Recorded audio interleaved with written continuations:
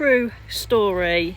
We've had a lot of people asking about birds and I've been replying to them, and it just brought to mind one of the house clearances that I had to do, and it was a random one, I'll tell you that now. I'm not going to lie, I thought the woman was a bit when she phoned up, right, because she kept saying there was a blackbird in her house every morning. So I'm like, there's obviously, like, you know, chimney or something they're getting in, and they're obviously coming down for some reason.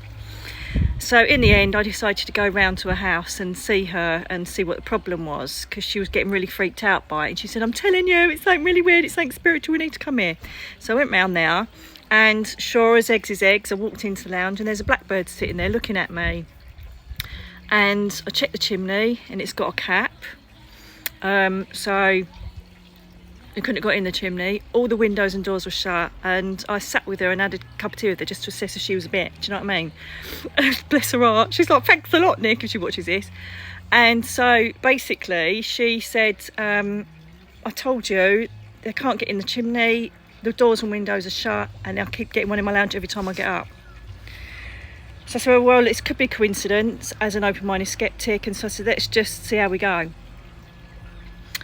So about 2 days later, she phones me up crying again, really upset, saying, I can't fucking believe it, I'm really freaked out, there's another one in the lounge. And I'm like, Jesus. So again, I checked the lounge, nothing there. Her husband's just as freaked out. Anyway, this went on for a couple more times, and in the end I thought, right, I'm gonna have to sit down. So I sat down in the lounge and I just said, leave me alone, I'll blend with whoever's here and see what this is about. Turns out it was her mum, and and I ended up talking to her, right, it's just her name was like Beryl, and she went, is she mental? She said, I said to her on my bleeding deathbed that I was going to come down and haunt her with blackbirds because she's so bleeding scared of them. I've been sending them to her and she don't even remember. And incredibly, after that, I went into the kitchen and said, your mum's been sending them, and they didn't really believe it. And I said, I'm not being funny, how else could they be here? And she then broke down in tears and remembered that conversation, and then since then she never had a blackbird come back after. It was her mum sending her blackbirds with love to show she was still alive in the spirit world. How amazing is that?